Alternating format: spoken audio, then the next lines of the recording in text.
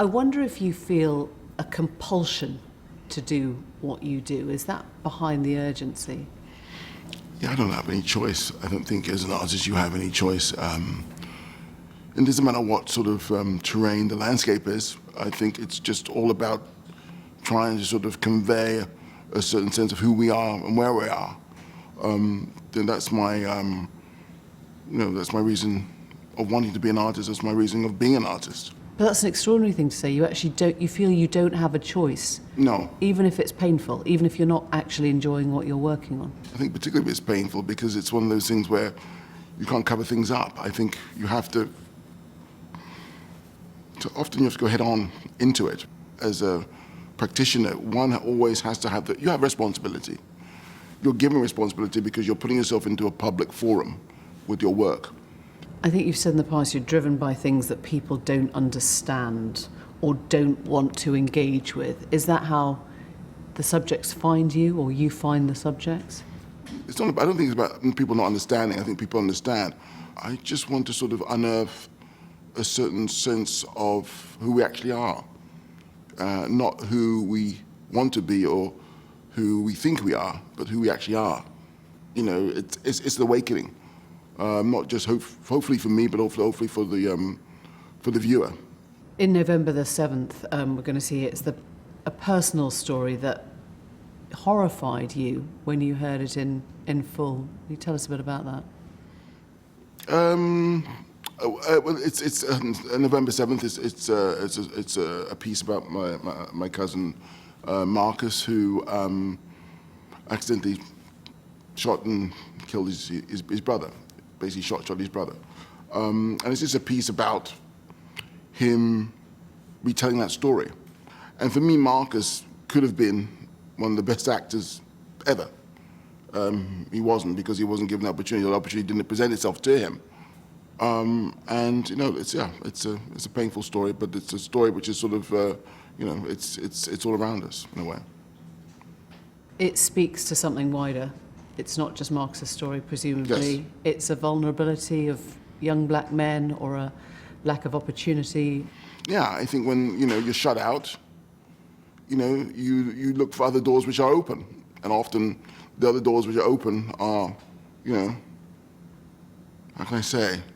The other doors which are open are ones which are easy or seem easy to sort of venture into. Criminality, so forth, whatnot. I mean, some might say, oh, well, people choose that path and they have other opportunities. Let me tell you something, by sitting here and telling you directly, they are very limited, very, very limited indeed. Has that changed in your lifetime? Has that changed in my lifetime? Well, look around, look at London right now. I mean, I think that's the answer, really. Explain. Well, look at the knife crime situation. Look at the sort of people who are being excluded right now. So, the evidence is there. I don't have to say that. The evidence is very, very loud. It's deafening even. Do you think it's got worse? Yes, it's obviously, it's got worse. I mean, kids sort of, dying in the streets and no one doing anything about it. Literally no one doing anything about it. And by having more police, what's that going to do? I mean, yeah, for a moment, but it's about the foundation. If you don't correct the foundation, if you don't correct the source, nothing's going to change. You're just going to, put more people in prison. There's a problem, prison population. People get more criminalized in prison. Come on, guys, do the maths, the source. It's always the source. So is this a political problem or a structural problem? Social problem, and a political problem, because it's about people who make the decisions to do things. If you make the decisions to do things, therefore things will change. The McPherson report about institutional racism, that was huge, and it made a huge difference to people's lives. Huge difference. So, it's about who the politicians are, what their responsibilities are, and about the future of all of us, all of our well-being. We are a good community, like it or not. You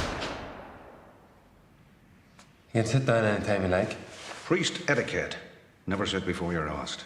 Sit down then. Don't I come over too eager? Well, best to hover at the door. You're learning that your first week in the seminary, boy.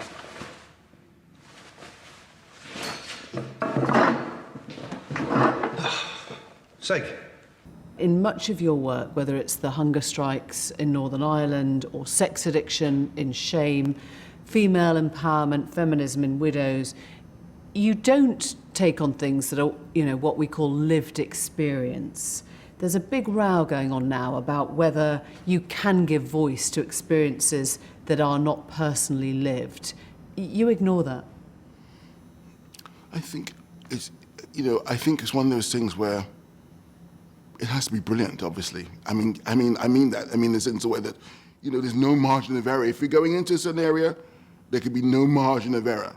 You've got to do your research. You've got to do it. I mean, it's one of those things, who you're collaborating with, whatever. So I don't have any problem with that, as long as, you do the homework and, there could be no margin of error, because if there is, it'd be jumped upon. In terms of saying you can't talk about that without having lived it, do you think that's the wrong premise to start from? I was never in Northern Ireland during the time of the hunger strike, but I was in London when a lot of bombings were occurring. It was a part of my narrative as a person who lived in London, as an English person, as a British person, as a person from Europe.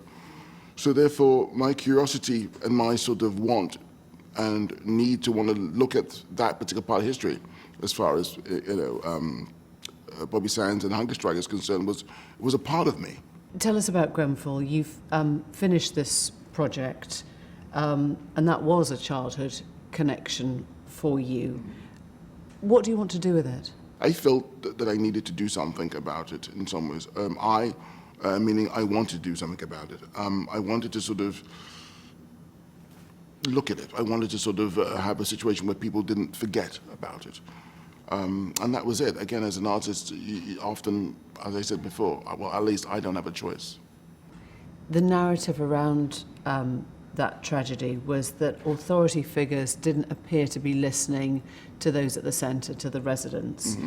Do you see a shift in that now? The residents have had more power, they're pushing back, or do you feel that there is still very little trust in authority? They have no choice but to listen to the community. They have no choice. They have no choice. The power is in the community's hands now. I mean, the balance of what is dictated has to be with the community. There's so much that's been done which is so, wrong. We're sitting in the Tate. It has huge connotations, naturally, of sugar trade and by implication of slavery. Do you think it's right to boycott, or are we missing the wider picture? Have you ever refused to show art in a gallery because of the sponsors? Have I? Good question. Have I ever done? Look, I don't even know where the money's coming from. Let's be honest. What you know is what you know. What you don't know, you don't know. So again, it's the world we're living in. I mean, what can we do about that? Is anything ethical right now? Is anything clean right now? I mean, even is your pension clean? Is my pension clean? I don't know. Are you curious about it, or do you say, actually, what I'm doing by bringing kids into a gallery is more important than... I'm very curious about it, extremely curious about it, absolutely. If I know something is sort of not right with it, absolutely, I would not be sort of happy about it, and more likely I wouldn't show up, absolutely, if I knew about it, completely. But then again, is ignorance okay? I mean, so if you know, but is ignorance okay too? I don't know. It's a very difficult minefield. It just is. Thank you very much. Thank you very much.